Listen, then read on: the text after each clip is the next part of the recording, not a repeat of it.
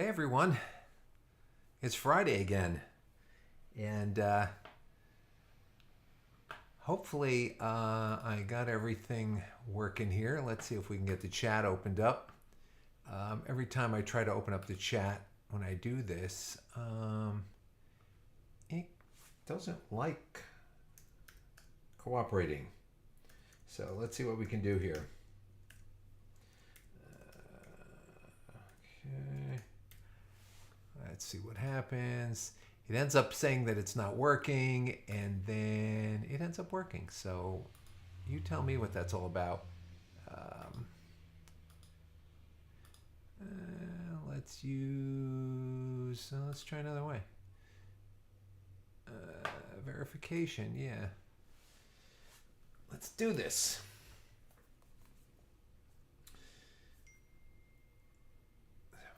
Five oh three. I don't know if there doesn't seem to be a way to do this easily. It seems that you can only do this after you've started the stream, which is kind of weird. So let's see what we got here. Okay, there we go. And let's go back. And we should be there. I don't know. Anyway, listen, Allie's running a little late. She should come walking in the door any minute. And I anticipate some chaos there. Saki Rocket, hello. I'm going to keep trying to sign in. So anyway, Allie's on her way. She should be in here in a couple minutes. When she gets here, my dog should probably go nuts. There's nothing we can do about that. So anyway, let me get into the chat here. I don't know why. For some reason, it is not. Okay, verify it's me. I swear to God, it's me. Complete your sign-in using your passkey. Okay. Use your passkey. There we go. Okay.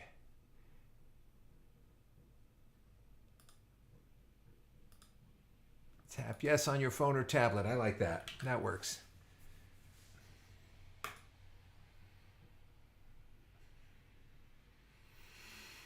Oh my gosh. So anyway, so what we're doing here, we're going to do a listen party for Amnesiac here. And let's see if this worked. You guys can hear me out there all right? Let me know. Allie says she's 2 minutes away. Okay, yeah. Keep texting while you're driving. Not a good idea. Can you guys hear me all right? Hopefully everything's set up.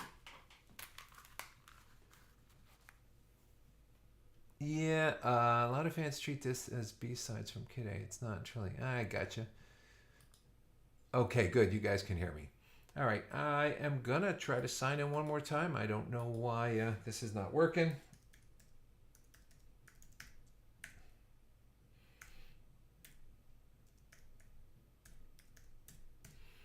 Okay, come on, let's do it. Let's do it.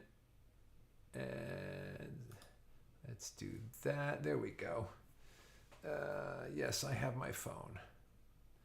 All right. I don't know why this can't be done before we get the stream started. I'm sure you can. I don't know why. I don't know why it won't let me do that. So yeah, I should be signed in. Anyway.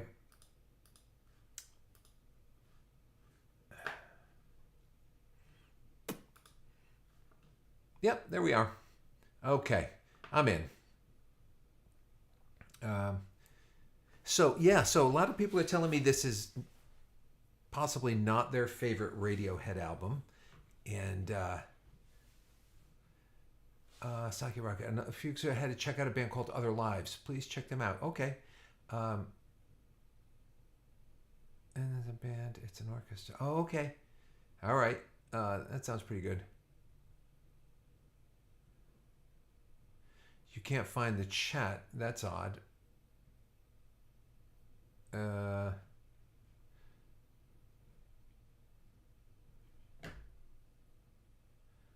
so I'm not sure, Allie. I'm not sure what you're saying. It's some kind of issue.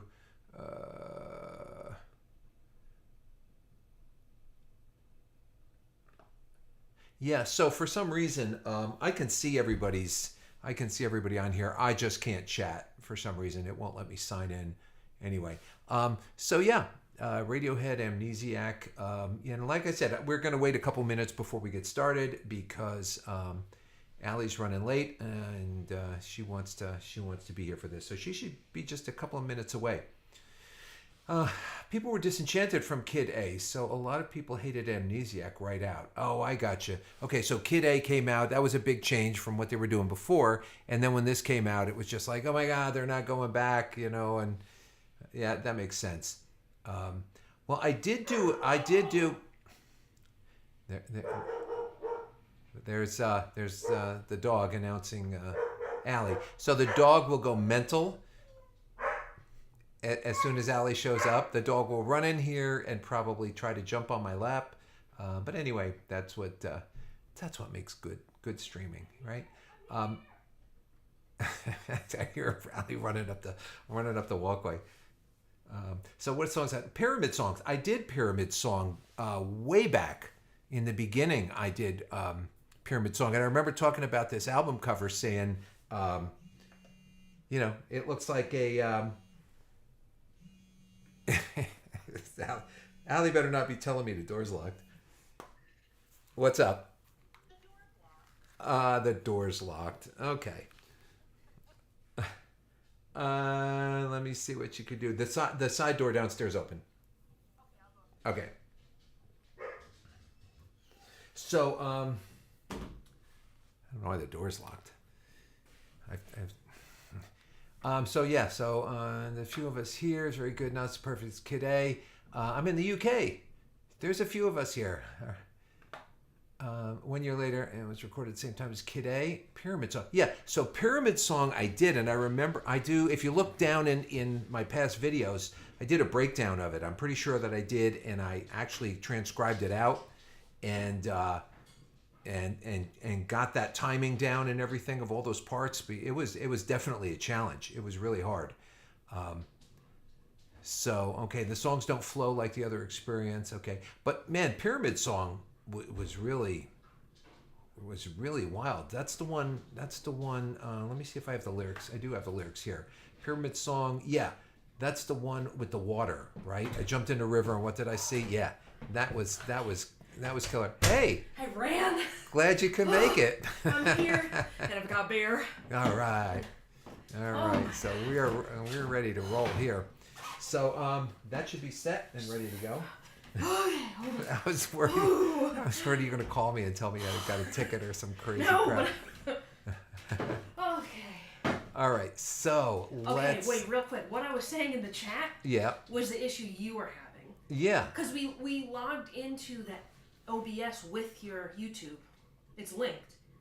But for some reason, the chat just won't link. It won't link. So it's like a glitch or something. Yeah, I'll figure that out another day. I'll do like a pretend chat or something like that. So anyway, I'm gonna apologize to whoever. I know that the last time I did a stream, we talked to everybody in the beginning and talked to everybody who was leaving comments and everything. And that's part of what I like to do here. Is I like to talk to those of you that are on the chat right now. And somebody, you may even be out there right now. And again, I don't take this stuff personally, but somebody was like, "What a monumental waste of time," or maybe not those exact lines, but it was like 20 minutes before the thing even started. And I get it, but like I said, I kind of want to read. I read these comments here because that's really what this is all about. A little sense of community, and plus you need the buffer for people to. Yeah. Find out what's going on. Come in and catch up. Somebody said, "Who is the girl?" That's Allie. That's my daughter, Allie. So Allie is the one who got me started on this channel. She came one day and said, "Dad, you should do a reaction channel." And then I thought, well, he was like, "Who would watch that? who wants to listen to me?" She goes, "Oh, let's do it." And we just did it for fun. And I think within God, 2 months we already had 2,000 subscribers. We had like 200 subscribers in a week. Yeah. So it was like, okay, it's working out. Like, yeah, so it really took off, and so that got me started on this whole thing, and I decided, this is great. I love this. Well, you know what enticed me about it is Paul that DeGast, everything is better with beer. That's right. is that you Cheers. are actually more than a musician. You have so much that I thought, okay, this is going to be great compared to just the thousands of videos out there of people just reacting to stuff to react. Well, that's to true. I got a kick out of watching reaction videos, and I found right off the bat that I was attracted to it because there was such a strong emotional response watching somebody discover a brand new It's the best. some brand new music that you loved all your life, and it really is strong. And I never took it any further than that, thinking, well, maybe I should do that too. I thought, I just never thought of it until Ali brought it up, and it's just such a phenomenal thing. And I'll tell you what, for me, it's a great learning experience because I get to hear stuff that I've either totally disregarded in the past. And I talked about the reasons why people do that, or they just never heard, and it's such a trip to be hearing this music. I mean, it's great, just in a nutshell. You start out listening to music at a certain age, you really love that music, and then when the world moves on a little bit beyond that music, you really don't like the new stuff that's coming out. It's like, this is garbage. Whatever happened to the good stuff? And that happened with me, moving into the 90s and on. It was just like, you just don't hear it anymore because it doesn't sound like the music that imprinted on you when you were young. So everybody kind of goes through that sort of thing. So this is such a trip. For a selfish reason, everybody always wants their parents to listen to the music they like. Oh, yeah. That is so true. Because when it's like you try to get someone to listen to something in the car, they're kind of like not looking, not listening. So it was like, my wow, God. you have to sit here and listen to Radiohead, don't you? Oh my God, that is so true because my parents didn't like the music I listened to. No, but it's my different when you father force listened them. to like Frank Sinatra and Bing Crosby and all that stuff. And plus, he was Turkish. He grew up in Turkey, so he'd have these Turkish records, and we listened to this crazy Turkish music, which got my ear kind of attuned to like microtonal stuff and scales with little microtonal intervals and stuff like that. And I just thought it was the funniest thing I ever heard in my life. And but I would play music for my dad, hoping he would like it, and he was just like, nah. And as a songwriter, as a young kid, I was writing songs. And sometimes I would write a slow song, and he just would go, "What is this, funeral music?" So he would, I would be like, "Screw you! You don't know." Sorry, you only grew up you one don't know type of music. Yeah. So this is so cool that I can listen to all sorts of music that I may have, like I said, missed or disregarded or whatever. So I love the album cover here of the book cover with the pen. I mean, that's what you would have drawn on, in algebra class, the back of your book. I hate this class. I hate my life. You actually pointed that out. Yeah. Like one of the first, actually, the first song you did was Pyramid Song on this whole channel. Oh, was it really? Which Okay. is from this album. Uh-huh. And you said that then, and I was like, I never noticed that. Yeah. I never noticed it was a book. It's a school book with a busted binding. I've seen many of those in my I thought day. it was just designs. Yeah. So wow, look, everybody is out here. So who do we have? I want your actors who either know what they're on about, or who really try to understand and appreciate what they're hearing, even if they don't enjoy it. Yeah. So do I. I like when you hear like the classical composer listens to this, or the the vocal coach listens to this and that. I like them, but I don't like when they stop in the middle of the song. It drives me insane. I get it. It's entertaining, but it just, and I've said this before, as a songwriter and as a music aficionado, music is meant to be experienced all the way through. But I get it. I'm not knocking it. I just can't stop in the middle of the song. I feel like I'm insulting the hard work that the songwriter put into the song. Because you know what, as a songwriter myself, I don't want to be interrupted midway through the song, and you go, "Oh, what chord is that? What are you playing? Oh, that's really cool. Would you shut up? I'm trying to do something here." I think it's weird because you're becoming the entertainer now.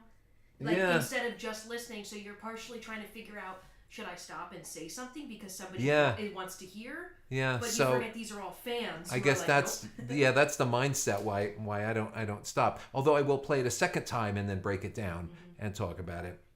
Anyway, so will you be listening to this for the first time? Yes, I have heard a couple of these. I heard the Pyramid song. I think only 2 songs. And one more, I think. You know the game, the Radiohead game we live streamed? Yeah. That was to this album. Oh, it was? Okay. Yeah, you would only heard Pyramid song and maybe one more thing on here. Yeah. Nothing, okay. It's mostly going to be new. Okay, so I'm ready to give it a go here. If you guys are, are you John Bolin? Are you a strict Fender player? Yeah, I mean, not totally religious, but I've always preferred Stratocasters. When I started playing, my first real guitar I wanted was a Stratocaster. After my Sears and Roebuck guitar and my Teisco Del Rey, I wanted a Stratocaster real bad. Jimi Hendrix, and somebody said, "Oh, there's a guy in town and a really good guitar player, and he's selling a Stratocaster." So I went over to the guy's house. It was a Telecaster, and I was a little bit crushed, but I bought it anyway. But that got me into like the Fender sounds, and then my next guitar was a Stratocaster, and I just love the glassy tones.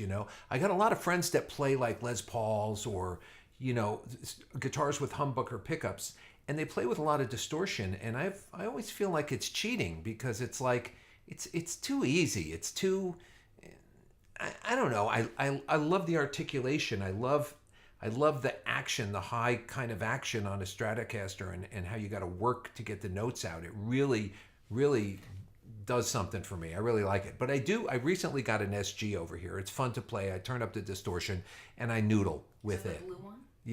No, that's the brown one. Oh, I don't have that here.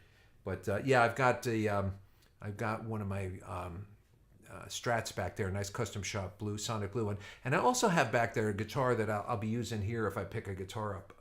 It's made by LSL. If you don't know anything about LSL, check out their guitars. They're really good.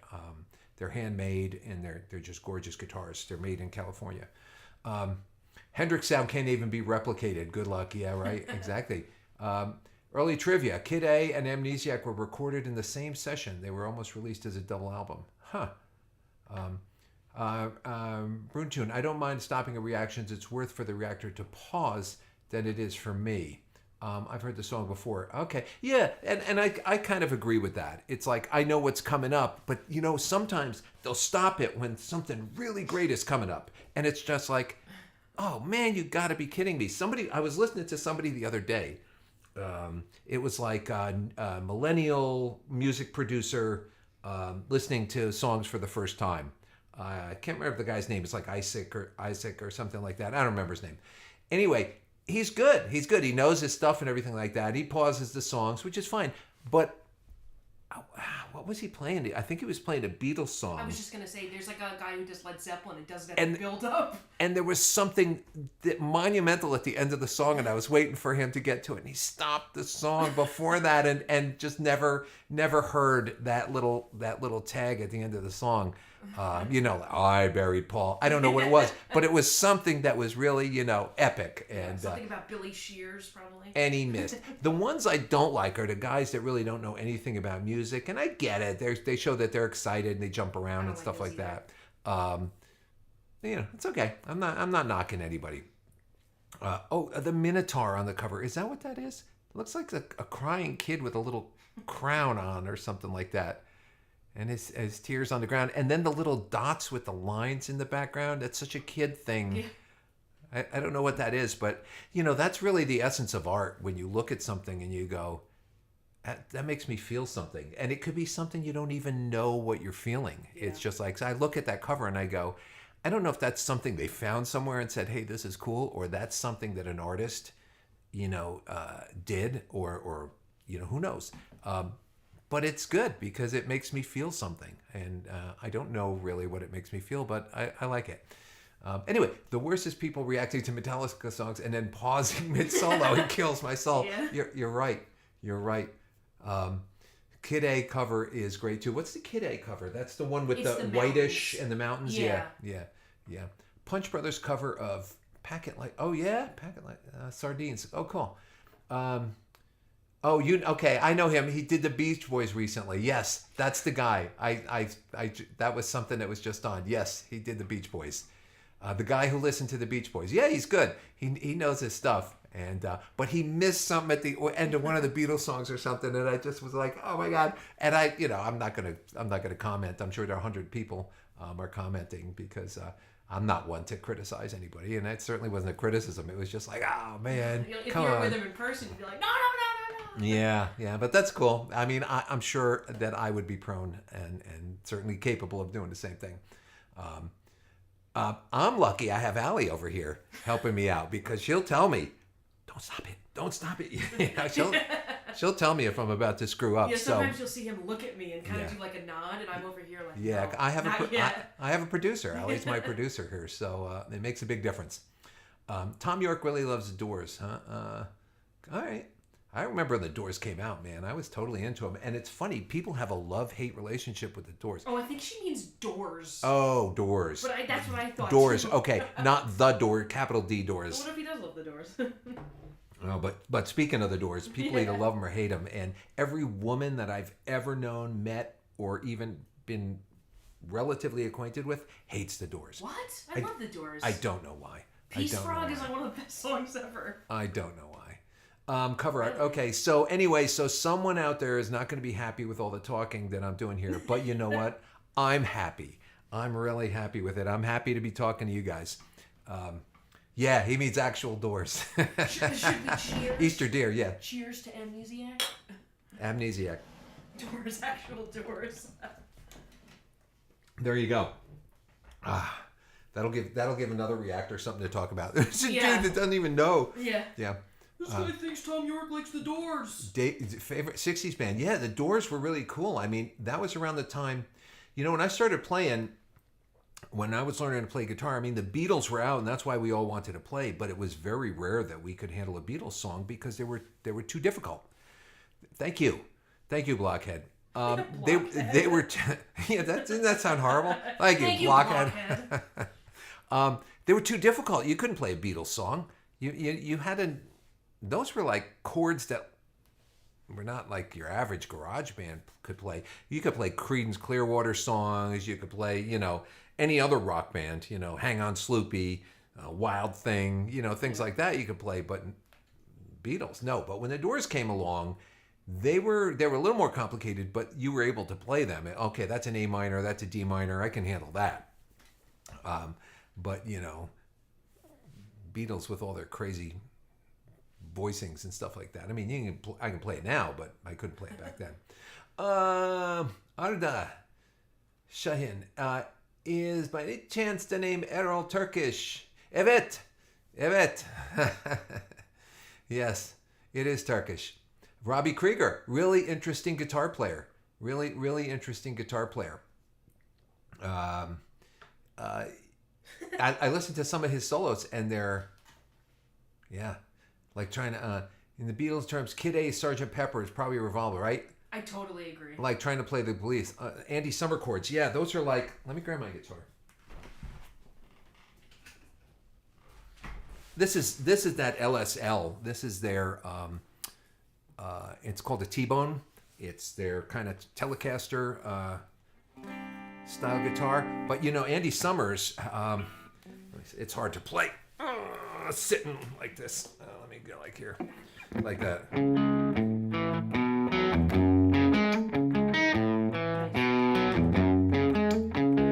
With these huge stretches, And also, what else was it? Oh, I hate that one.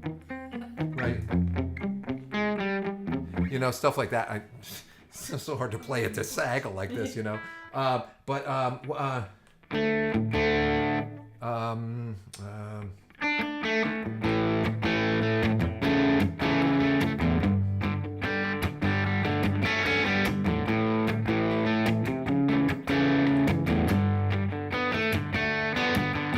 How'd it go?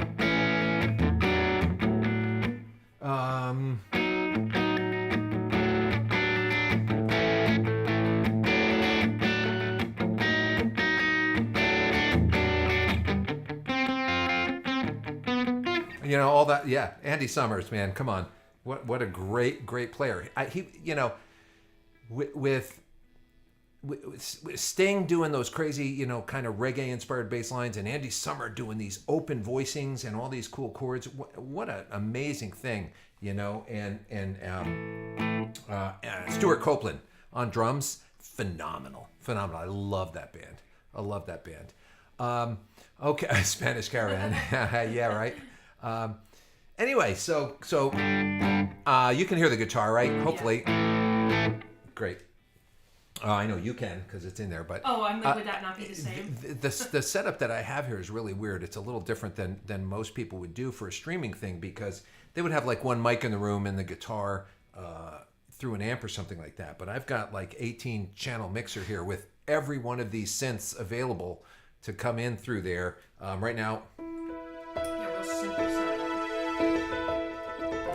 You know, just everything's set up there ready to go. Not that I need it, but I just like to have it when I'm recording and stuff. Anyway, cool. Let's give it a listen. I'm ready to roll. Yeah. Come on, guys. Let's do it. Just let me know if the volume's good. Hopefully it should be fine.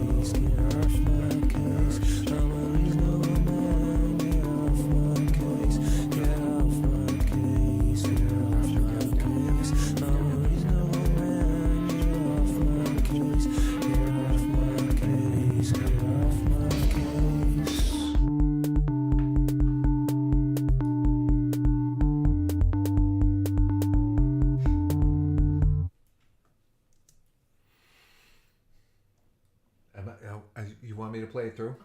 I I don't think no, this one. you I'm don't going to have stop to. and talk about this one. Yeah.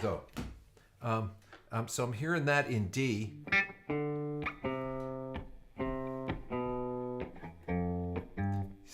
Stuff going in like that.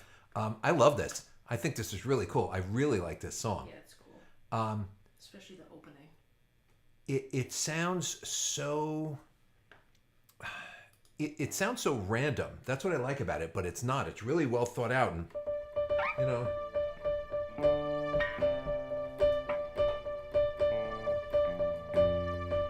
Stuff like that going with that with that D note hitting all the way through there. Very cool, man. I like it. I'm a reasonable man. Get off my case. After years of waiting, nothing came. As your life flashed before your eyes, you realize I'm a reasonable man. Get off my case. I like it. I like it a lot. I think it's really. These are songs that make you think. You know. Yeah. They make you think. You don't necessarily have to know exactly what he's talking about, but get off my case. I'm a reasonable man. Get off my case. Anybody can relate to that. Just totally abstract thought, but and then this, after years of waiting, nothing came. As your life flashed before your eyes, you realize I'm a reasonable man. Get off my case. Yeah, it's just kind of a strong thing. You're looking in the wrong place after years of waiting, and to open the album with this, it's almost like saying, I'm not.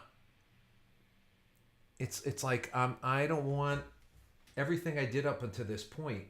It seems pointless. Yeah. It's almost right. That's kind of what it seems like. They're kicking off the album by saying, Which is true, because a lot of songs on this album, now that you've said that, you'll be able to think back to this and be like, okay, yeah. Yeah, that's what it sounds like to me. Guy Porto. I play in a cover band. We do Kid A and Amnesiac back to back. Oh, that's so cool. Yeah, that's cool. I think that would be really cool. Right now, I'm the band I play in is a cover band, and we play a lot, and it's just it's just what I've done all my life, just playing. I have originals, and I had original bands, and flirted with fame with record companies and things like that, but. It's great to be able to just go out and play. And I don't care if you're playing for 10 people or 20 people in a club or 100 people. You get a bunch of people come up to you and go, you guys are great. Holy crap, you guys are great. That's it. That's all there is. That's all there is. Anything else is just, a bunch of bullshit. If you get rich and famous, or you spend your life trying to get rich and famous, you're just going to end up getting bitter. Just play for yourself and just make people happy on a local level. And if you can do more, that's great. The repetition seems like a working man going through the motions, same thing every day, and then being disappointed in middle age. Yeah. Humans crowded in cities like sardines in a crushed can. Is that it? Crushed? Yeah. That's so cool. That's so cool. I mean, that's it. So cool. I like it a lot. Very cool. Let's keep going. That last comment. Amnesiac is Kid A's brother that's super into jazz. Yeah, right? Yeah. Okay, I think this should go right to the next one.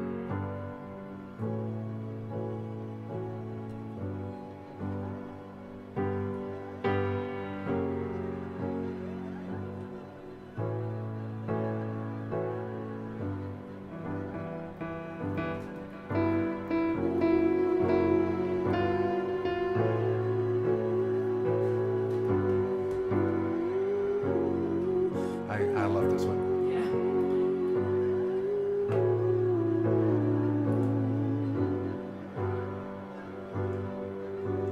Jumped in the river, what did I see?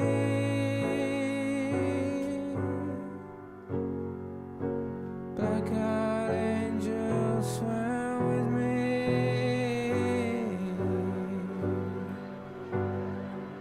A moon full of stars and astral clouds,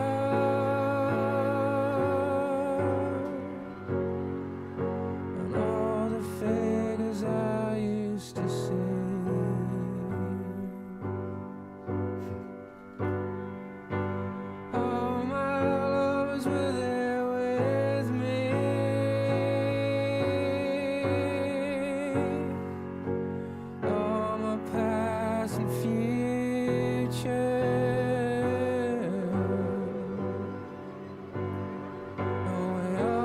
table and a little rowboat.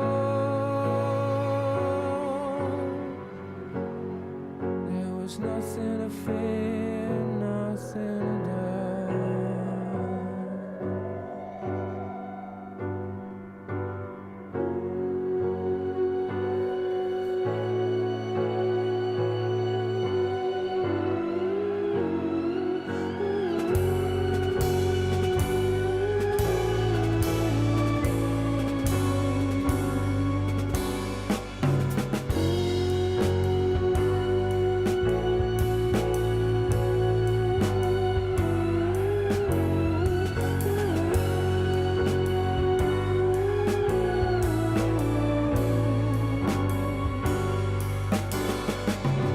Jumped into the river.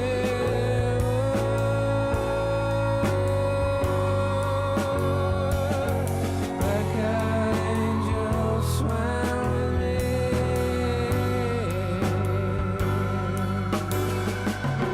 Moon through stars and astral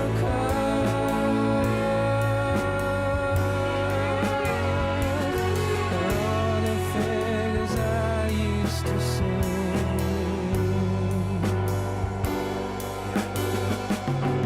All my lovers were there with me.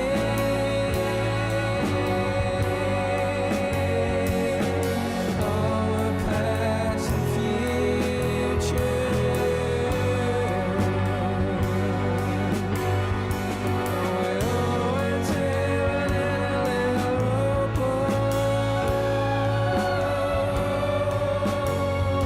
There was nothing to fear, nothing to die.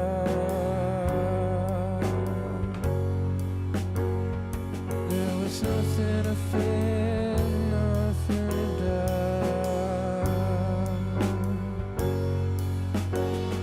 There was nothing to fear, nothing to die.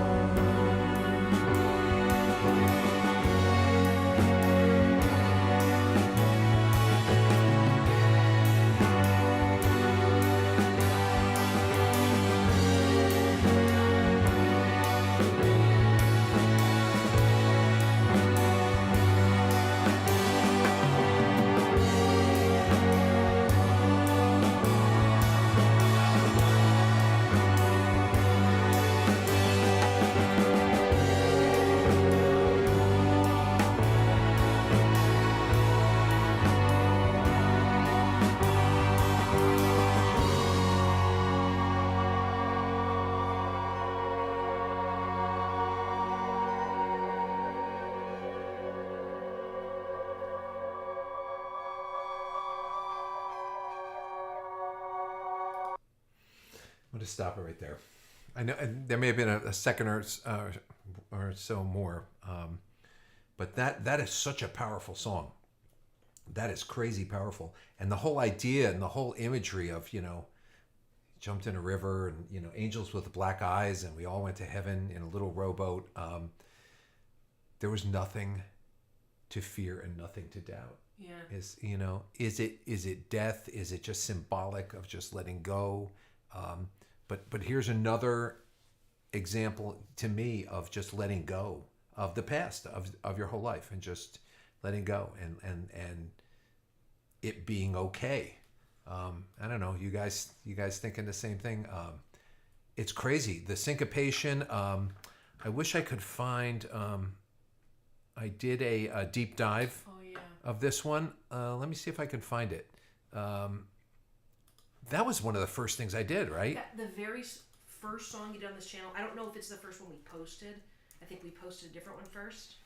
But it's the first thing you ever reacted to. Yeah. So there's a spot in this where I talk about links to other announcements. I tried 4/4 and here 2 you go. bars. So this is what I basically 5 bars of 4/4 and 2 bars of and 1 bar of 2/4. All quarter notes, some on the downbeat, some on the upbeat. Yeah, crazy. Some of you even said it was a kind of a clave beat, which in a way it is, but it's in such a weird context you'd never recognize it as such. So that's pretty good. So anyway, what I'm going to do here is I'm going to play the video, and I'm going to hit play on this MIDI file I made with the rhythm that I transcribed up above. So let's see what happens. Let's see if they sync up. The trick is just to make sure that you hit play at the right spot. So let's wait for it to come around to the first bar. Here comes the bar 2/4. Jumped in the river, what did I see?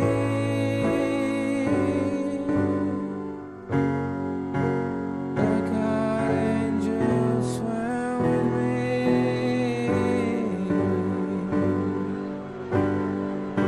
A moon full of stars and astros. I was just so intrigued by what the hell was going on there that I had to tear it apart, and so I did. I stayed up all damn night to figure that one out. Yeah, I have it in. You can pretty much, I guess, count it any way you want to bring it out, but I had it in all 4/4. If you can see up here, it's all 4/4, and then there's just a bar of 2/4 at the end.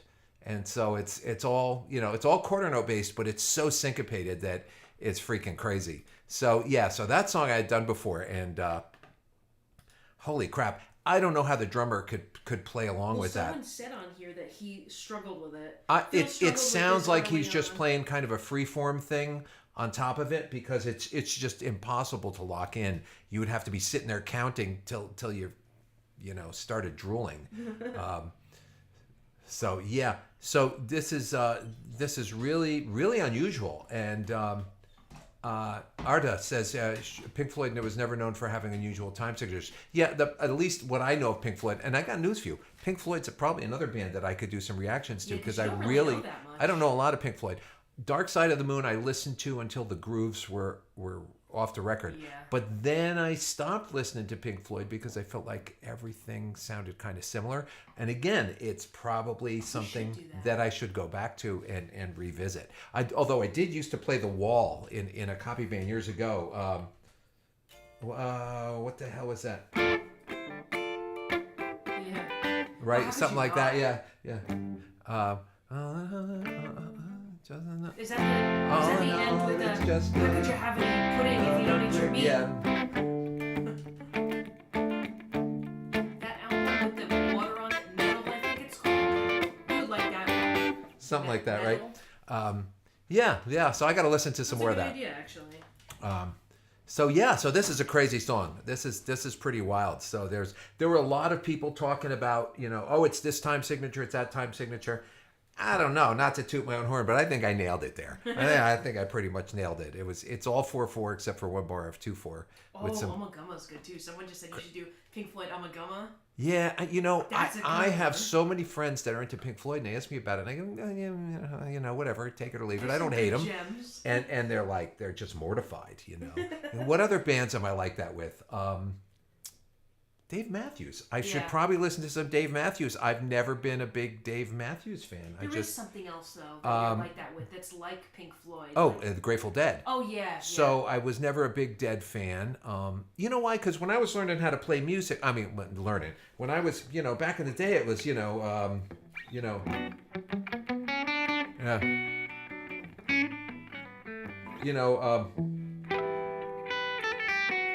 that kind of stuff. And anyway, just all that stuff. But and Grateful Dead was all happy and just kind of happy, and it just sounded too happy. I don't know what it was. Again, didn't hate it. Oh, I don't like this tone. Hold on. Someone goes, sorry, oh my god, is too bad. Oh, is it really?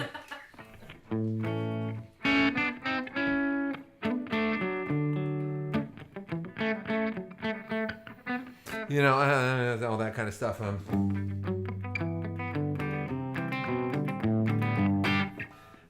But I should probably listen to some of that stuff. Anyway, once I start playing and talking about music, I kind of get a little bit off. It's too bad. I constantly remind I'm supposed to love Tool.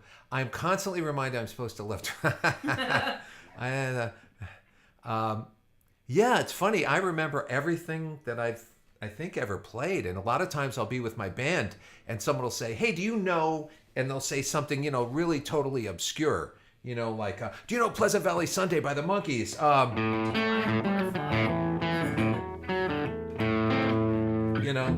Ba, ba, ba, ba. Anyway, yeah, I do. Do you know Na Na Hey Goodbye? He could love you, right? The way that I love you. So they're just in there somewhere, rattling around. Okay, let's keep going. Listen to some Can. German krautrock. Huge influence on Radiohead. Krautrock. Cool. Can is a huge influence of Radiohead. No. Oh, cool. All right. So let's at some point let's do that. Let's see what's next. I told you it was the end of the song. Somebody posted earlier when you got to this song, they were like, "That's gonna be a hard one for you to digest." Which one? This one. Someone had wrote. Push pull revolving doors. Remember how the last song Yeah, had Oh. doors. Yeah. Sort of instrumental things. Doors. He likes doors. I get it now. There are rolling doors. Someone says fitter and happier is very ordinary compared to this. What's that? Remember the one that was like fitter and happier?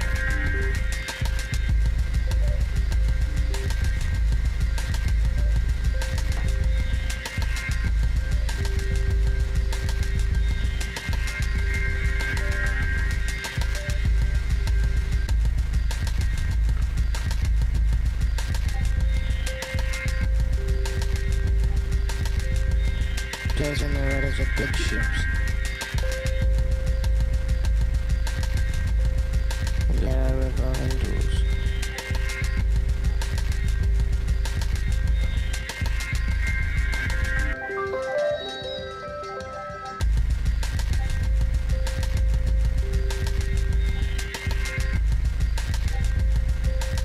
There are doors that open by themselves.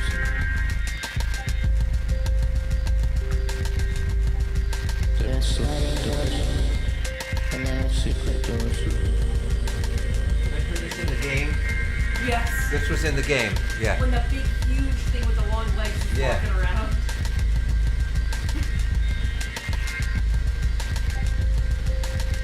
Someone said it's a chopped up version. There's a song called True Love Waits, which is on the way later album. It was supposed to be on this album. They ditched it. Yeah, This is yeah, getting yeah. chopped up. And doors like that. 2001. Sounds like There are 2001. doors that let you in and out, but never open.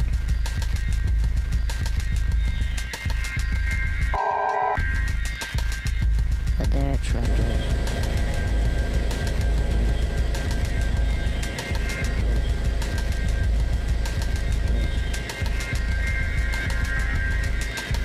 That you can't come back from.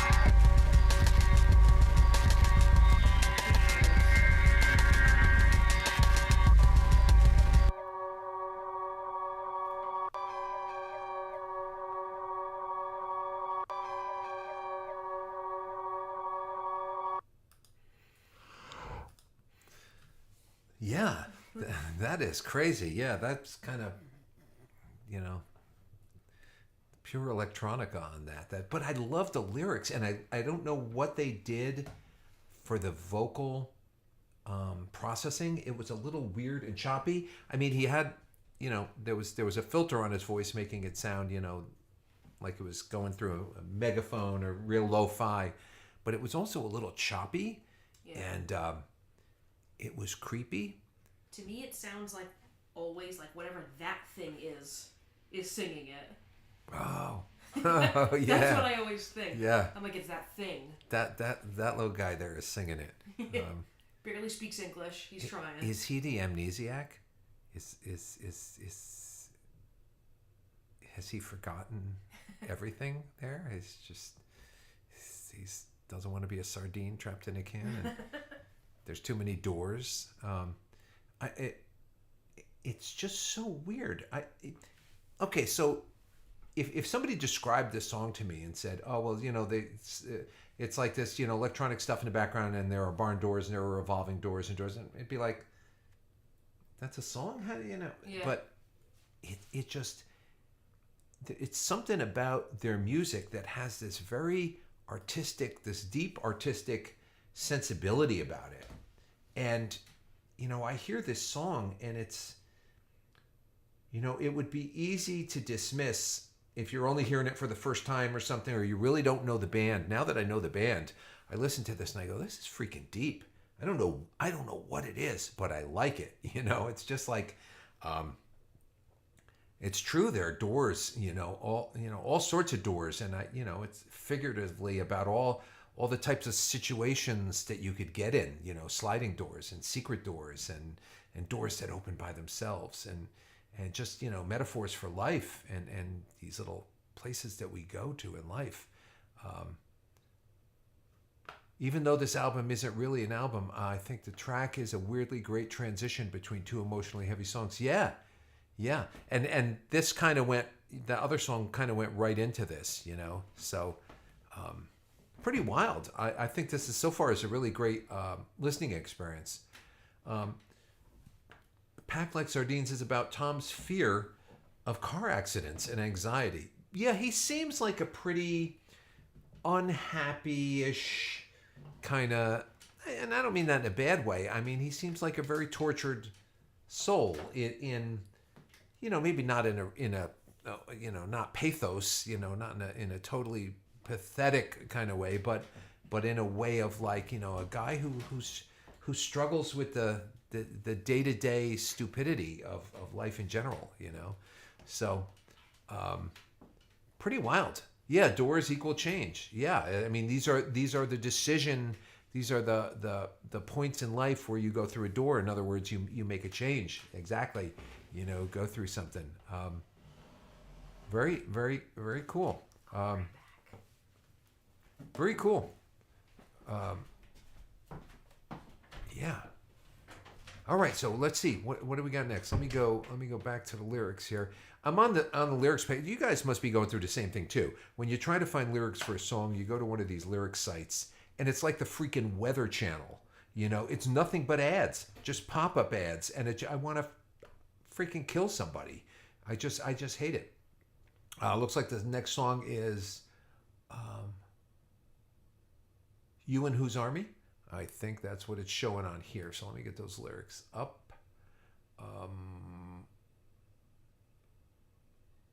I did this one. I think You and Whose Army, You and Your Cronies. Yes. Is this the one that has like a cartoon kind of video to it? Because I think I reacted to the song already. I'll know as soon as I hear it. Let's go. The man has issues, but what a great way to deal with them.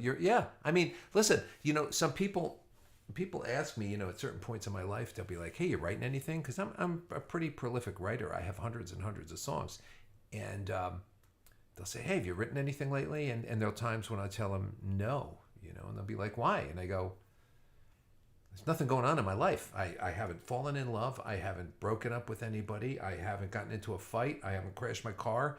I'm not in foreclosure.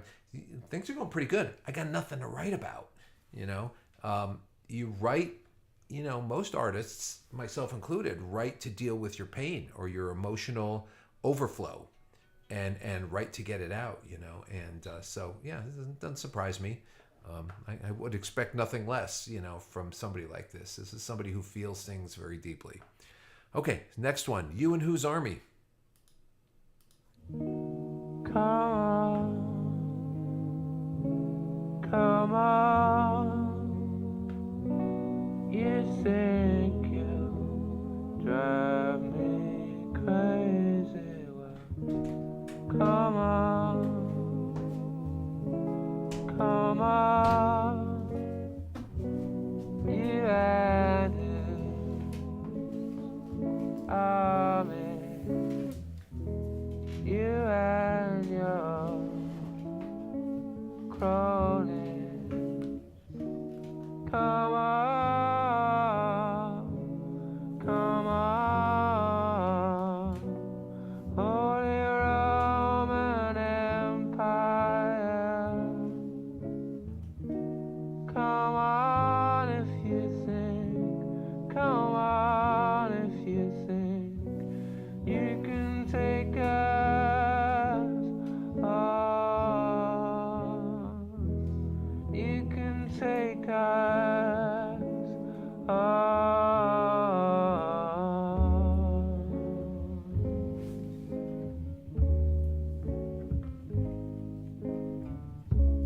You and Whose Army.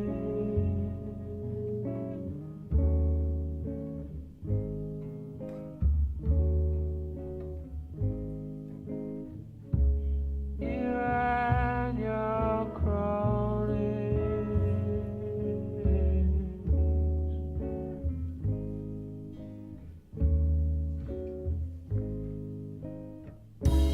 You forget so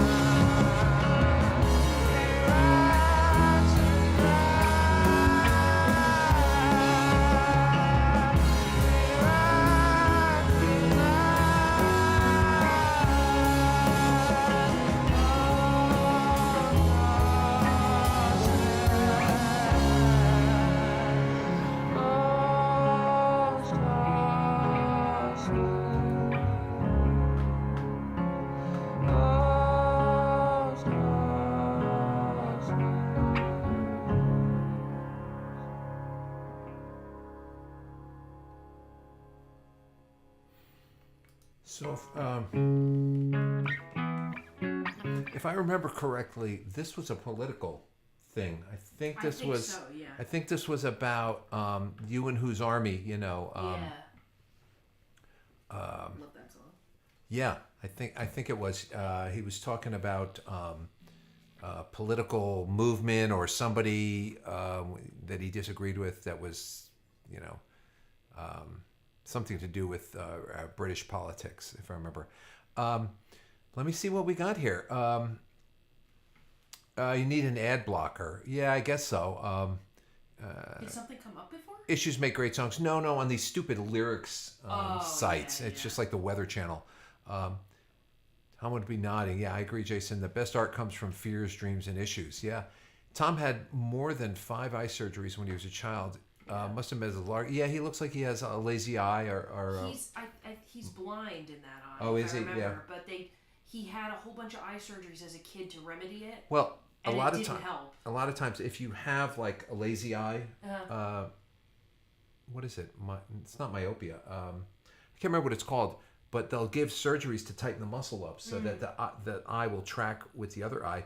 But what happens is if your eye is a little bit off like that, even though it's perfectly functional, your brain will disconnect it. Yeah. Because and so you'll go totally blind in the eye, and if that's what he has, Yeah, the eye is perfectly 100% functional, but your brain just turned it off and says, I'm going to disregard everything from that eye. It's crazy. And apparently a lot of trauma came from that, because Yeah. you could see that when he's in like his early 20s and things, it's not as slanted and like pulled down, but it's the effects of like so much surgery on it that didn't work. If Tom York was a normal person, he would be another Bono. Didn't Bono turn out to be a weirdo? Yeah. You know, when U2 first came out, was that like in that late 80s, early 90s? It was like, oh, these guys are pretty good, pretty inventive guitar stuff on that. And then all of a sudden he like became a preacher. You know, just preaching everybody like, you know, how you're supposed to be. And it was just like, yeah, dismissed. Another one sung through a roll of toilet paper. Okay, it could be. It could be. This song transports me to the beginning of the 20th century. So beautiful. Tony Blair is usually Tony Blair. Iraq warmongering Tony Blair, I think. You lied to us, Tony. We thought you were different. Tom put a fork in his eye, trying to untie a knot in his shoe. Oh my God, I guess that's it, huh? Holy crap. The message of this song is still relevant. He had several botched surgeries as a child. Bono is the devil, literally. There's a good quote about the song's changed meaning on the Genius Lyrics website. I think that's what I'm on now, but I'm not on any of the comments. Wow. So anyway, that's You and Whose Army. Muscular issue, huh?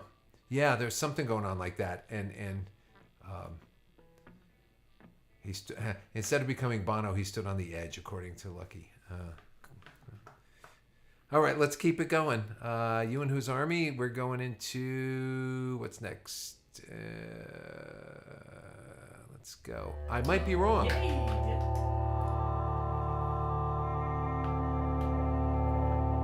Someone said he didn't put a fork in his eye, and Bono is not the devil.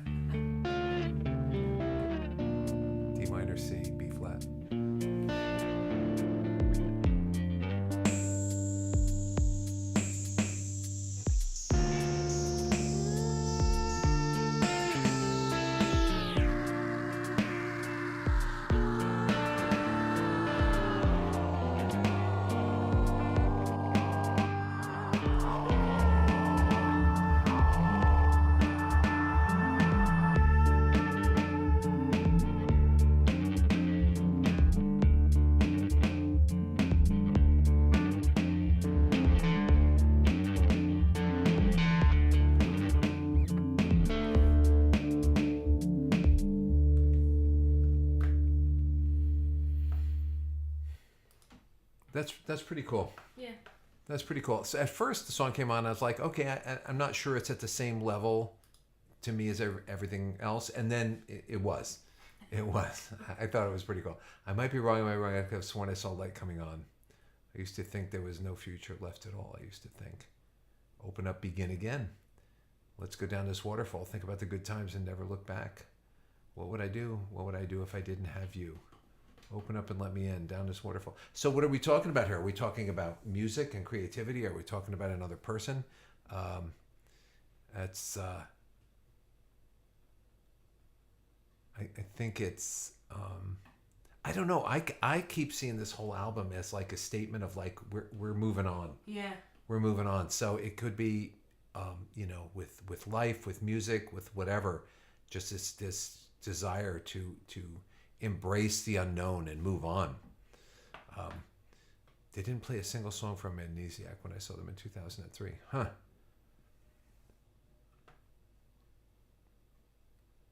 Yeah.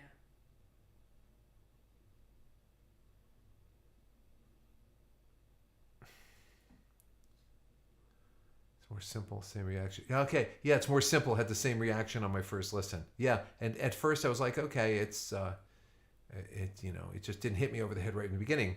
Didn't dislike it. I just thought it wasn't at the same level as everything else. But then it ended up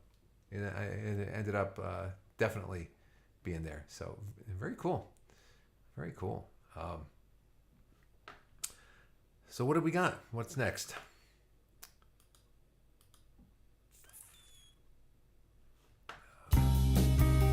Knives Out. What is this? Oh, what is that?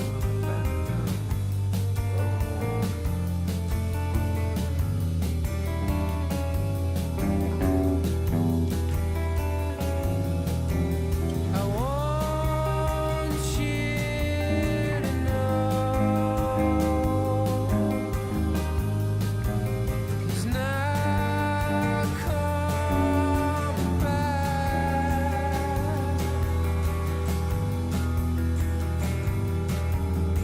Look into my eyes. I'm not coming back. Down to an E flat. So knives out, catch the mouse, don't let down, shove it in your mouth.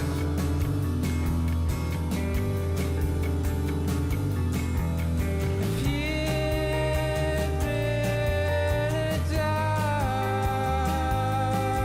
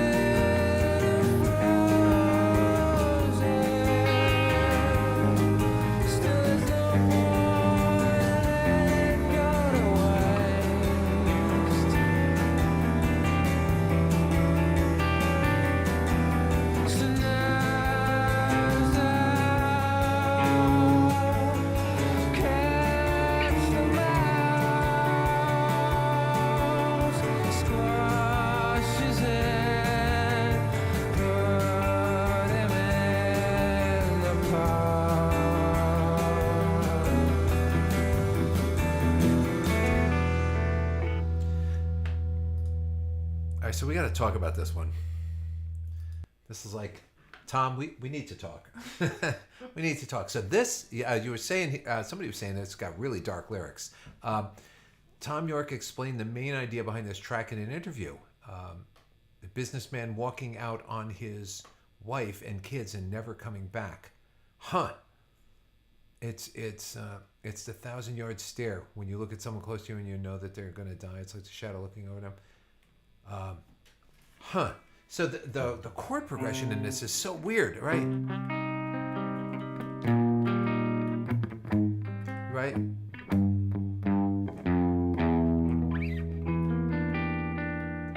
Just a weird, and then, oh no, just weird the way they, I heard this in a lot of their later stuff, where they have chords that just walk next to each other without any regard for like normal Western harmony. You know what I mean? Just really inventive. Different kinds of harmonies, and I think these guys, Tom York probably is just really, really good at that stuff, when you have, but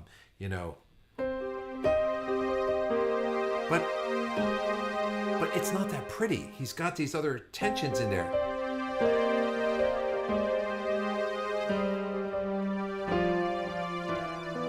With this weird stuff going on in there. Just wild stuff, man. Allie, Easter, what's that? Oh, right above that. The bright chord over Catch the Mouse kills me. Yeah, right? So, yeah. They got like a... Yeah, exactly. It just goes up to... But it just goes up to something strange. I'd have to listen to it a couple of times. Yeah. Wild, really crazy song, man. Super dark lyrics. So Knives Out, Catch the Mouse. Is that a Brit expression that I'm missing of, a Knives Out, Catch the Mouse, or is it just, I don't know. Don't look down, shove it in your mouth. If you'd been a dog, they would have drowned you at birth. I have not heard a line with any more venom and hate than that line, man. Holy crap. I need to re-listen to the bridge section where Ed comes in and plays a riff off the main guitar. Okay, let me see. Let me go to kind of almost to the middle. See if I can catch it. Is this it? It's the only way I'm not telling the truth.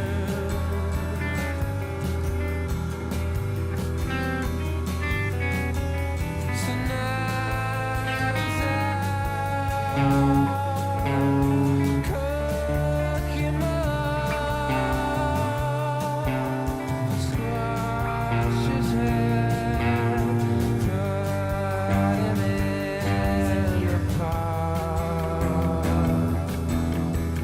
Out.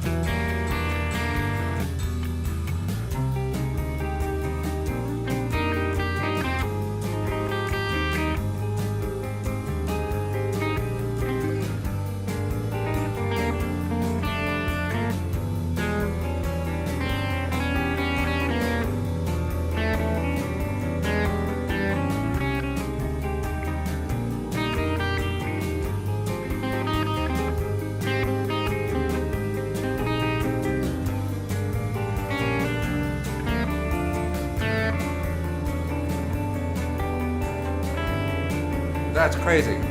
That's so crazy. Then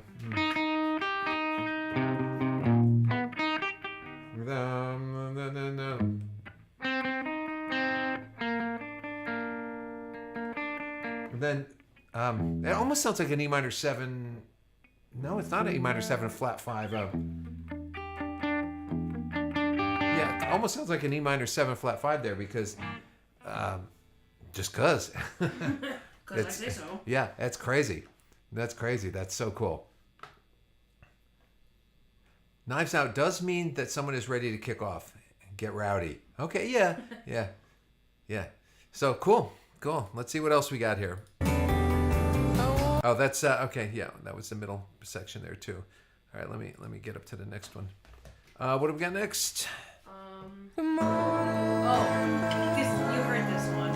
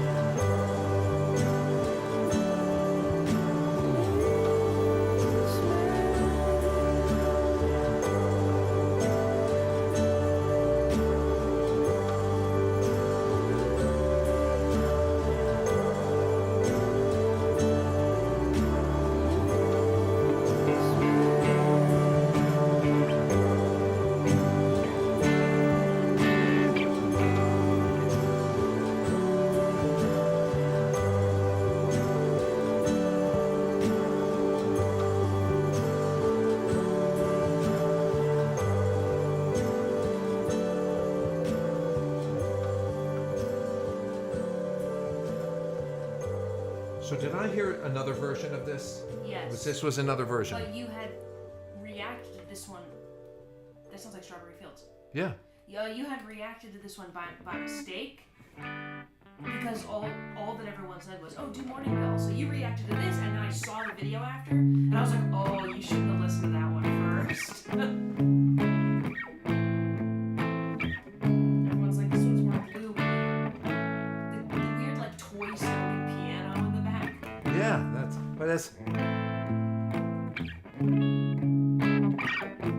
The other one is the more light version. Interesting, and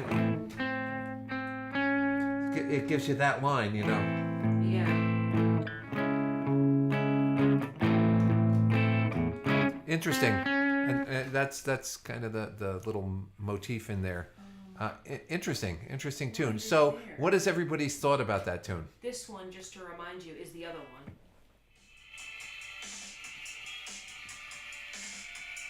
Yes, Yeah.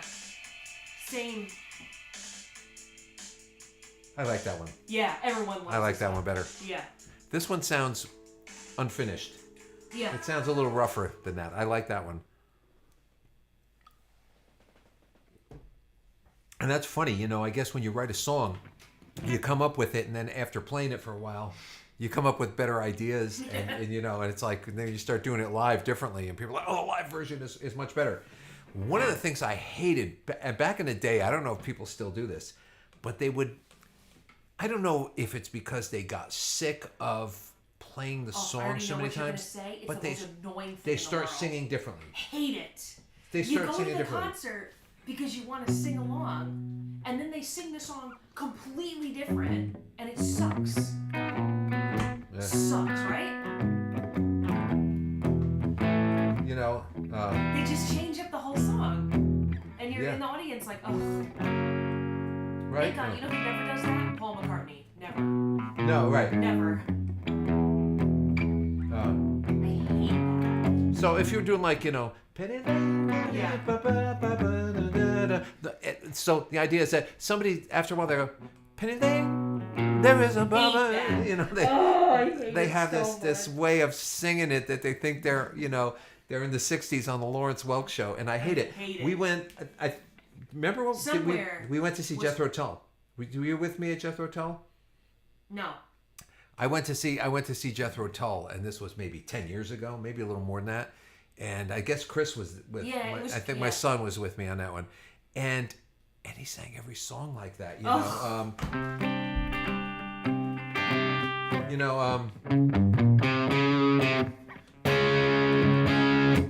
Instead of sitting on a park bench, sitting on a park bench. Hate that. Why do they do that? And it was makes just, me want to leave. oh man, it just killed me. We saw someone that We did went and that, saw and Yes. It was just like, oh. We saw Yes in Madison Square Garden. You were there. I think you were there in that one. No, I don't think that one. And I was like, oh, you got to wait till they play Roundabout. Wait till they play Roundabout. And then just before they play Roundabout, John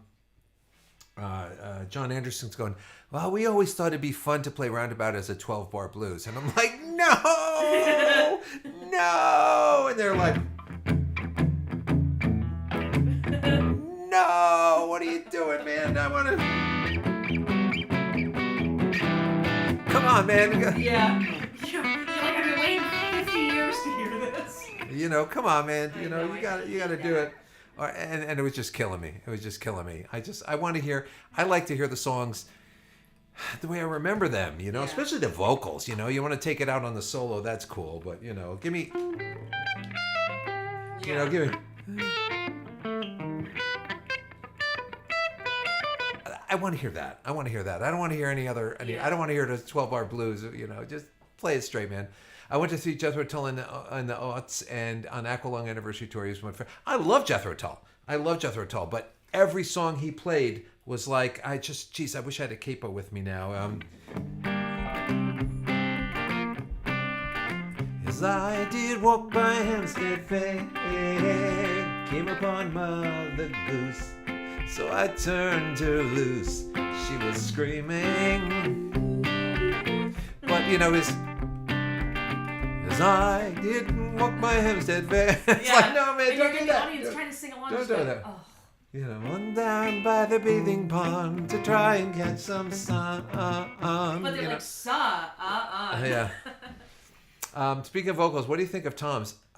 So Tom's vocals, yeah, you're right. He just asked the question. Yeah, the question. That's a rough question. What do I think of his voice? I think of him as specialized. In the words of Frank Zappa, yeah. I think of him as specialized.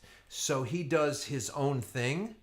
Frank Zappa said there's a cool interview of when somebody says, "Would you consider yourself a great guitar player?" And he goes, "Well, no, I consider myself specialized. I have a working knowledge of the instrument, and I know I have a certain amount of time to play something." And I use my imagination and I do what I can do, and I'm not like everybody else. And that analogy is kind of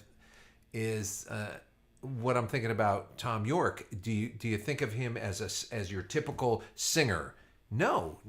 But is he specialized, and does he do justice to the songs he writes? Yeah, and I certainly couldn't envision anybody else singing those songs. It's like Billy Corgan and Smashing Pumpkins. Yeah, yeah. It's exactly like that. Like it could be no one else. Yeah. So, yeah, I like his lyrics. I mean, I like his voice in these songs.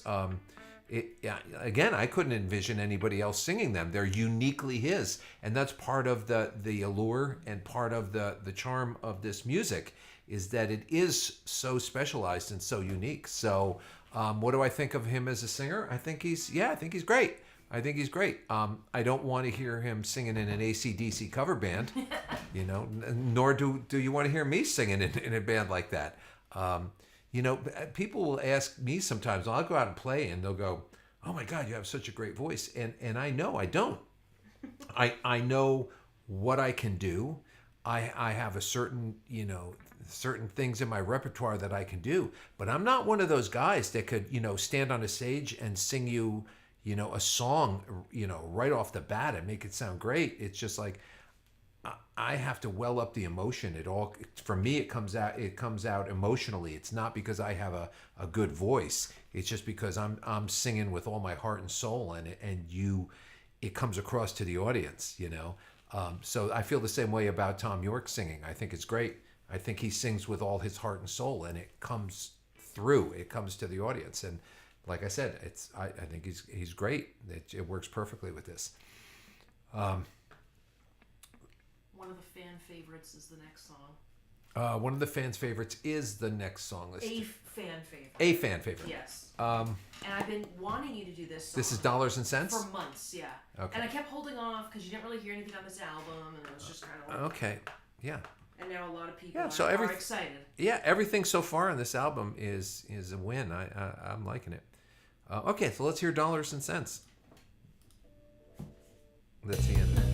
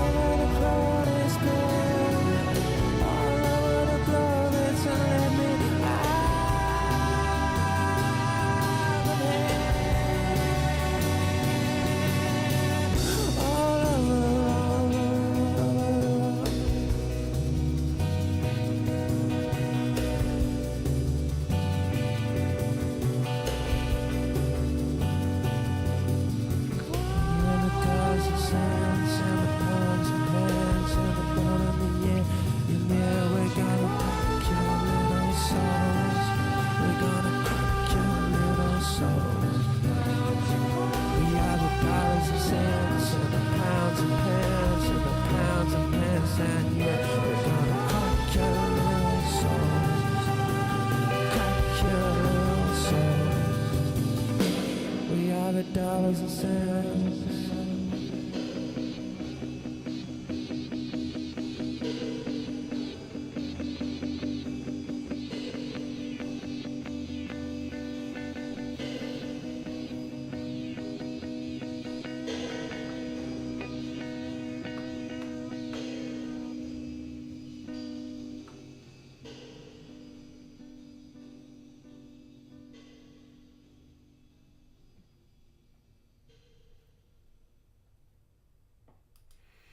Yeah, so I could see the challenge in this album, especially, after being a Radiohead fan for the first album. What was it? The very first one? Yeah, Pablo Honey? Pablo Honey. I keep thinking of Van Morrison, Tupelo Honey, and I know it's not that. And songs like Creep and, all that stuff. And then hearing this, this had to turn a lot of people off. My headphones couldn't even fully play this song. Like these headphones, because I know the song by heart. Yeah. This is like not picking up Really? so much in this. It's just Wow. funny to think like. Yeah. So let me look at these lyrics here. So,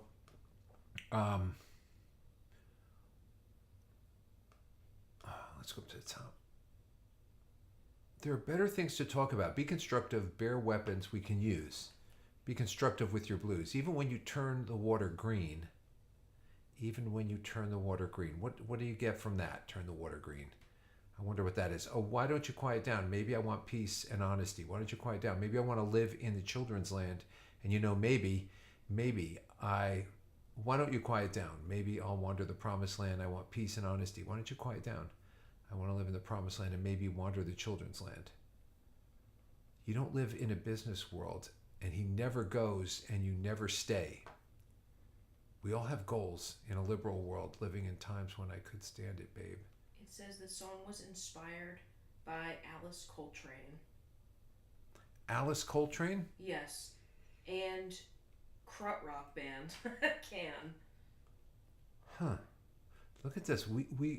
We are the dollars and cents and the pounds and the pence and the mark and the yen. And yeah, why don't you quiet down? We're going to crack your little souls. We're going to crack your little souls. Why don't you quiet down? We are the dollars and cents. We are the pounds. Why don't you quiet? So this dialogue here, is this somebody telling him to quiet down? In other words, we're going to crack your little souls, crack your little souls.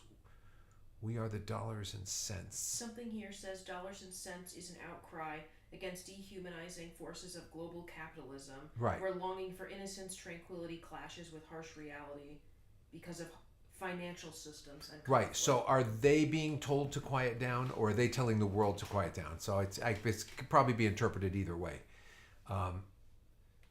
Dollars and Cents, whose lyrical content is strikingly similar to the anti-government, anti-corporate themes expressed in the 1997 classic OK Computer.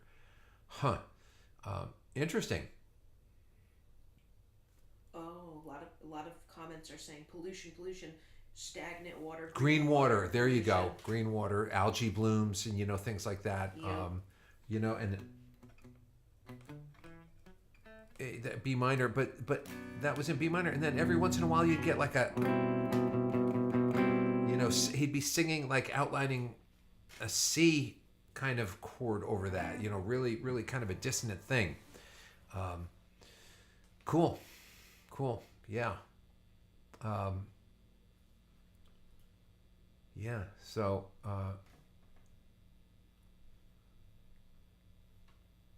so I'm reading some of your comments here. You don't live in a business world, and he never goes and you never stay. We all have goals in a liberal world. I can see, yeah.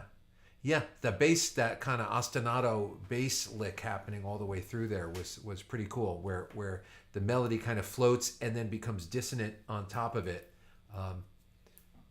Really cool. In the live version, he changes them. Yeah, so it sounds like this is just him, rallying against, corporate greed or environmental pollution and things like that. So I could imagine that, the lyrics of this song could change as time goes on. All over the planet's dead, so let me out of here. It's total desperation. Yeah, I agree with that. I think that's kind of what it sounds like, but can you dance to it? You know, that's wow. Yeah. So this is pretty wild, pretty deep stuff. Matt R, I'm out for tonight. Thanks, Allie and Errol. You're welcome, man. Thanks for joining us.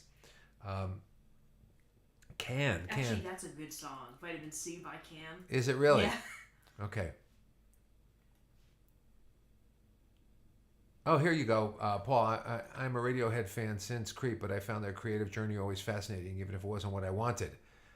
Yeah, I kind of can agree with that totally, because I kind of felt the same way. I listened to the stuff in the beginning and I'm like, the hell is this? You know, can't tap my foot to this. What the hell is this? But, you know, when you listen to it, like, you know, because of this channel, it forces me to sit down and listen to things with, not so much with a critical ear, but with an open mind. And it's funny how much more receptive one can be, you know, in a situation like that. There's a famous live version in which he starts to scream murderers during the outro. Yeah, okay. Like I said, this is a guy who feels things very deeply, maybe a little too deeply, but you know, this is you know the soul of an artist. You know, it's you know, you don't see a lot of happy artists. You know, it's like writing songs about how wonderful life is. These are people that really can feel things on such a deep level. Yeah, I ordered a 10-pack of bubbly pop songs. What is this? You know, yeah, exactly. All right, what do we got? Let's move on. Dollars and cents. What do we got left? I'm gonna finish with those two, and then I want to do the B-sides at some point. Hunting bears. Ooh, let's see what this is about.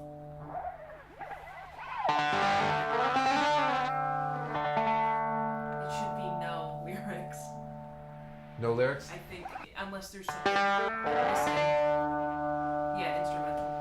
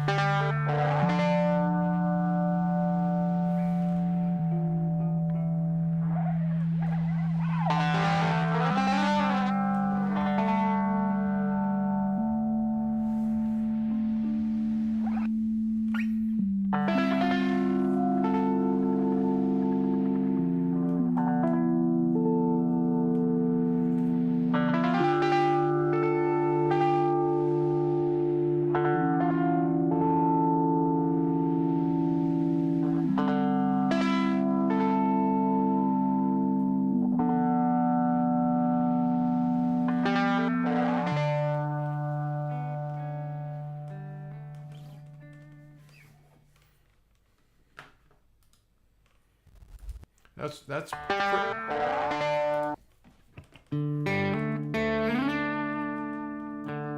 hit the bass, doing you know, little things like that.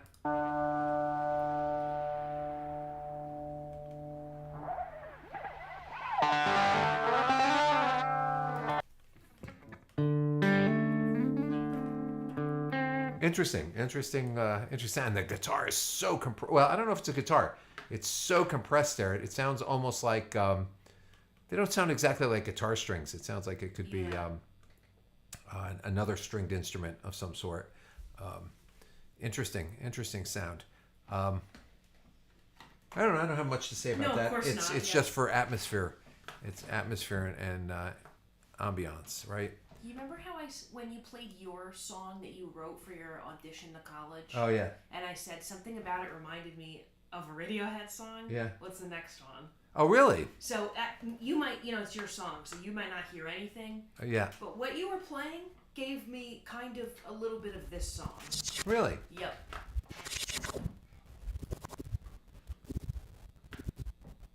This Like spinning is plates. like spinning plates.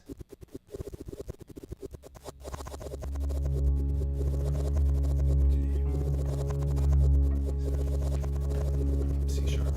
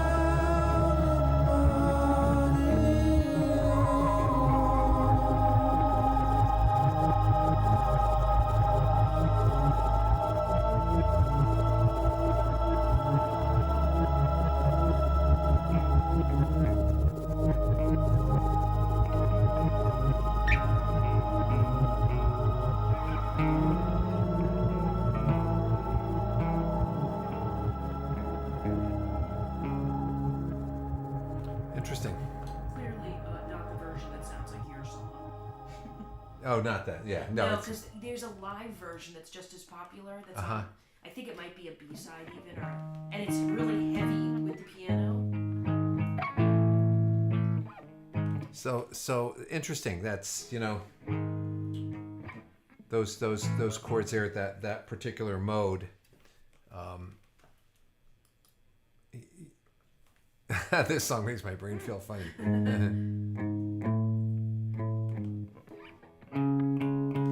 Interesting chords there. That's a Phrygian mode there.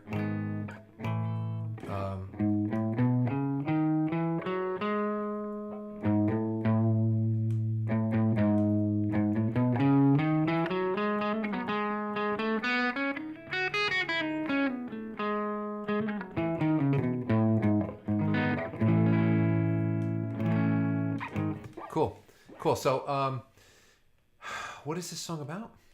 While you make pretty speeches, I'm being cut to shreds. Okay, again, it sounds like another political statement here. When this just feeling, it's like spinning plates. I'm living in a cloud, cuckoo land, and there's this feeling like spinning plates. My body's floating down a muddy river. So spinning plates. What is spinning plates to you?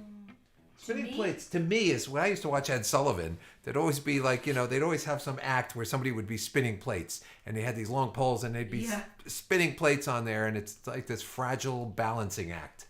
So I'm wondering if that's kind of what they're talking about here. Oh, there's a piano version of this too. How you were talking about? Maybe that's what. Yeah, well, I'm thinking. Yeah, somewhere there's like a combo version of this song, and it was like exactly what you were playing. But I didn't realize it's not this. I haven't listened to this. Yeah, so that's the whole album, right? No, there's one more. There's one more. Okay. Yeah.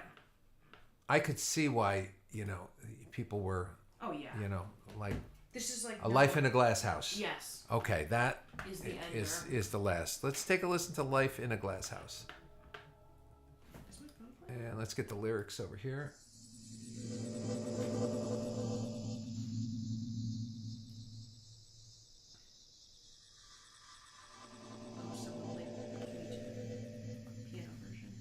So interesting sounds.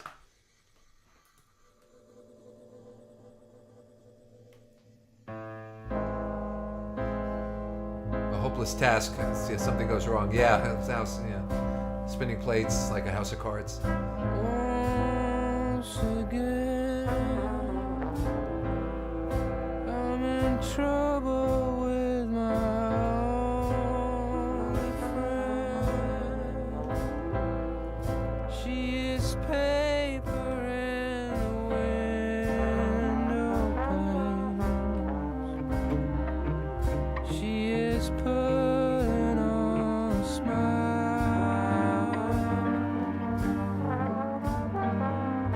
Living in a glass house.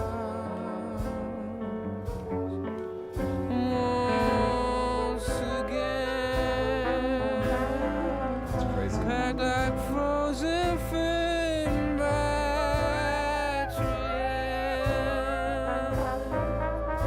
Think of all the starving millions. Don't talk politics and don't throw stones. Your Royal Highnesses.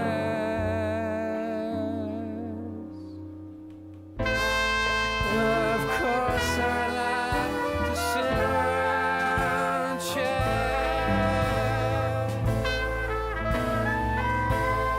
Well, of course I like to stare and chew a fat. Well, of course I like to sit around and chat. But someone's listening.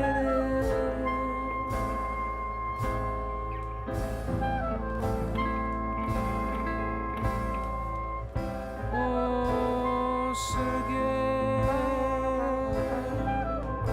we are hungry for lynching. That's a strange mistake to make. You should turn the other cheek.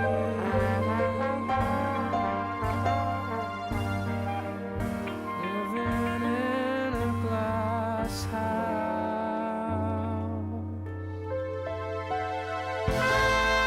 Of course I like to sit around and chat.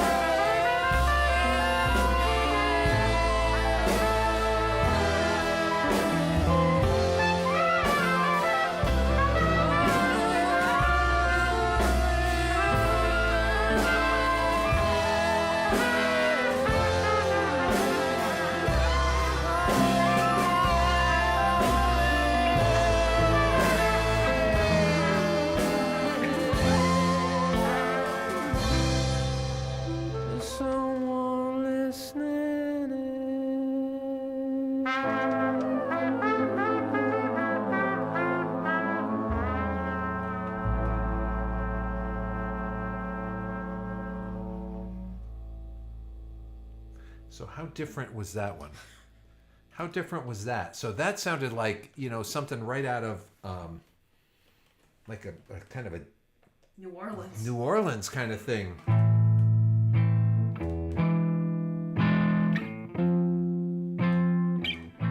And then at the end they would go to the C. And then back down. But the chords in the beginning were really kind of crazy. I don't remember what they were. It was just... Mafia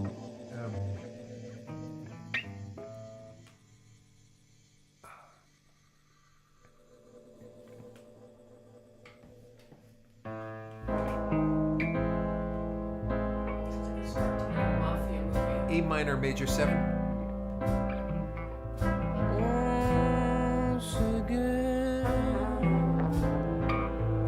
I'm in trouble That's A with minor. my old friend. She is paper in the window pane. To a C minor.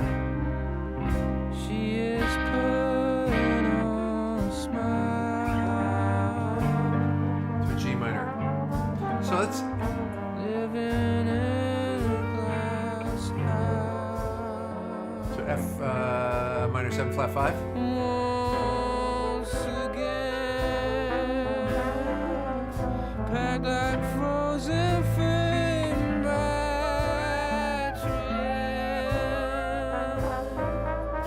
Think of all the starving men. So crazy stuff. It's like and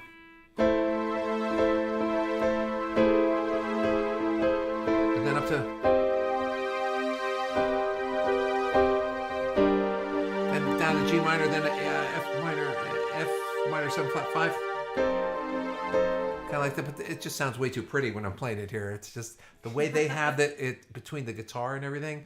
Yeah, it's pretty crazy stuff. So I can see why this album would be so challenging, Oh, yeah. because it's really adventurous, and it's not trying to be pretty. It's not trying to make anybody happy except the person, and maybe not even the person who wrote the songs. This is just a work of art that just happened. And I it's, think especially after people listen to Kid A, and that was already so different. Yeah. They probably were thinking like, okay, that was a one-time thing. Yeah, so this to me, after listening to Kid A, it was a little bit clearer. Like, oh, I can see where they're going. I can see the progression. But this album feels like a sideways step. It definitely is, but it comes back. Yeah, it just feels like, oh, this band's lost their way. I think that's probably what I would be thinking. Maybe if I was listening to this back in the day, going, what the hell are they doing? Yeah. I'm buying a Nirvana record. And to think it was 2001 also. Yeah. There's a lot of other stuff going on in this country. Yeah. You probably would just be like, I don't know. I don't want to hear this after. Yeah. Crazy, cool album. Oh, by the way, I have my guitar running through a new little thing. I had my guitar plugged into I don't have it here, but a little interface in there, and I was running like a virtual amp simulator on the Mac, and it gave me nothing but trouble. So I got this Strymon Iridium. It's just a little kind of like an amp simulator pedal, and I just think I got it now on just kind of a Fendery sound with a little gain on it. That's a great sound. Yeah. And just have that plugged into the interface, and you can go crazy with this thing.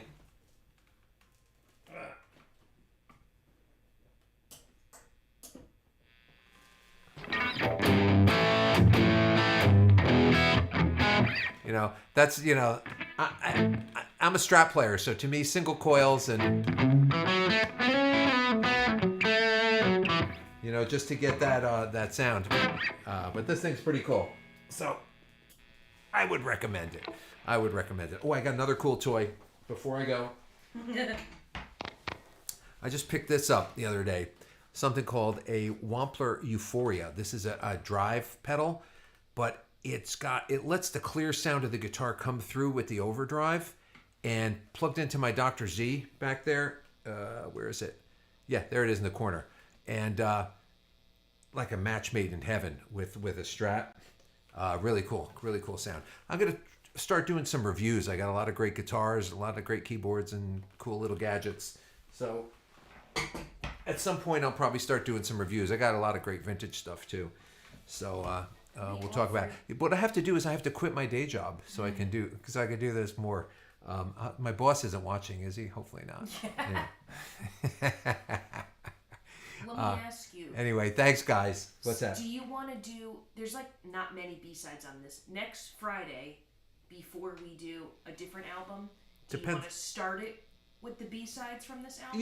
Yeah, I'd like to kind of continue on. That might be a good 'cause idea. I just got to make sure I don't have a gig. No, I have a doubleheader on Saturday, so I have nothing on Friday, so I could do it. So we can but start. I got 2 gigs. I'm playing all day Saturday. Oh, great! So he's gonna be. Oh, but you'll get him on Friday, so he'll be fine. He won't be dead yet. Yeah, it'll be good. So we can start it with that, and then transition into.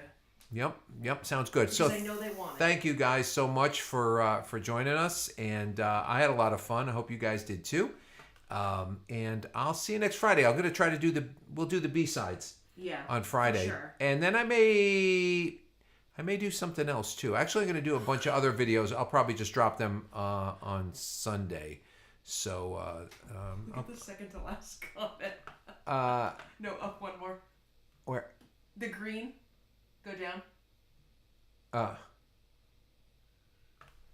Yes, caveman hands. So this is why I didn't take. This is why I didn't take music in high school, because I think that if I had walked into music class, I'm self-taught. So if I walked into a music class and the music teacher said, "Okay, let me see your hands," he'd send me to the shop teacher and tell me that my hands were more suited for holding a hammer than a guitar. And he's probably right. I have to modify the way I play. There are voicings that guitar players do with like 2 adjacent fingers. I do with 1.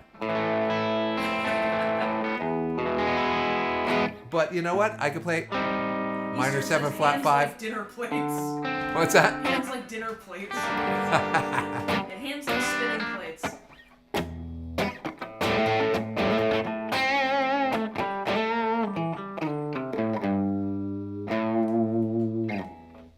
Put it up against my hand for reference. Put it right here. Oh, it should be that one. Wait. Turn that way.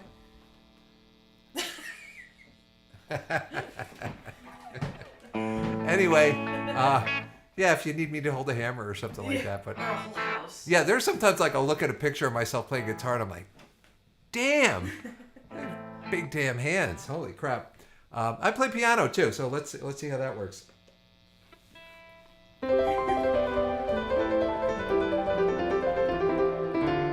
can actually reach.